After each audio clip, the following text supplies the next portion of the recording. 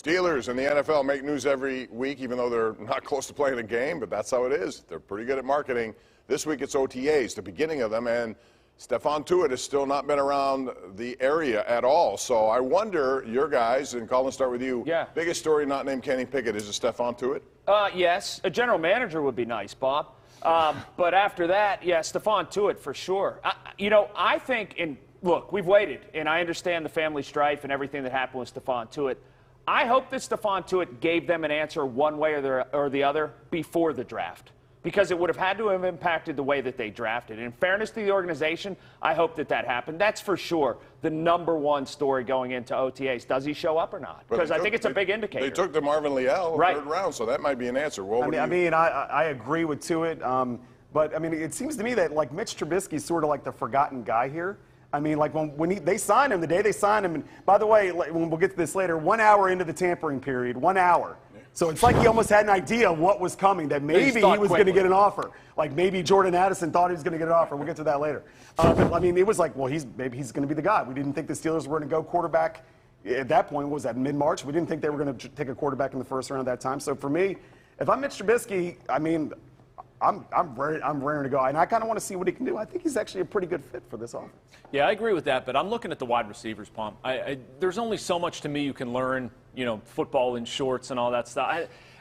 That's interesting. I'm not discounting the Tuitt stuff, but I want to see how the wide receivers run. I want to see how they work with Kenny Pickett, George Pickens in particular from Georgia. They've got some good young kids there, and I feel like this is a year where there's going to be a lot of turnover in that group. I think that group needs to be a lot better than it's been in the past to help out Kenny Pickett, Mitch Trubisky. Doesn't matter who it is, but I'm looking at the receivers. Colin, we saw that there was no offer, fifth-year option for Devin Bush. Good.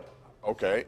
Well, I agree with that. How important is this season? What do they do for depth in that position? Let's say if he can't return to where you think he should be. Well, they go out and they get Mack, which helps a lot. Right. But I think that Devin Bush, for me, it's an uphill climb. What have you seen? There are a lot of people that you'll say, okay, this will light a fire underneath of Devin Bush or light a fire underneath of somebody who they didn't give a fifth-year option to.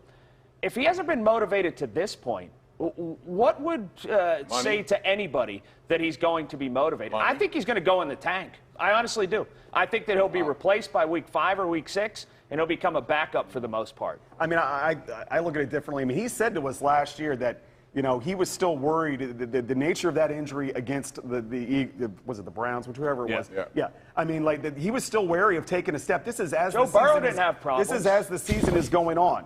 Look, they didn't exercise Terrell Edmonds' fifth-year option. He had a pretty good year last year, and to the point where I was stunned that he did not get picked up, that he was still available there. He is a good complementary piece. The problem is that what the capital the Steelers spent to get Devin Bush is going to follow him forever, right? And so we are not – if he was a second-round pick, we'd have been like, whatever, the guy's, he would be up for his 4th year, and he'd be like, do we extend him or not? So the way I look at it is – I think he's going to be okay, but the problem is where he was picked, what they did to get him, he needs to be great, and I don't think he's going to be great. My issue with Devin Bush is not necessarily something we're going to see in OTAs. Like, if you watch those games last year, it wasn't like Devin Bush was just always one step slow. The problem was much bigger than that. No contact. To me, it was, right. You want to hit anyone. It's literally running away from contact, trying to avoid things at all costs. Like, he looked like a player, if I didn't know any better, who just didn't want to be on the field. I don't feel like one more year, they didn't pick up my option. I guess money motivates, but it should be there before. You either want to do this or you're not. To me, I don't like the pick. I agree with Will saying that the Capitol's going to follow him, but I'm not sure something at OTAs is going to change my mind about his future. Real quick, 1 minute. Gut feeling about starting quarterback based on what they've done with the offensive line. Colin,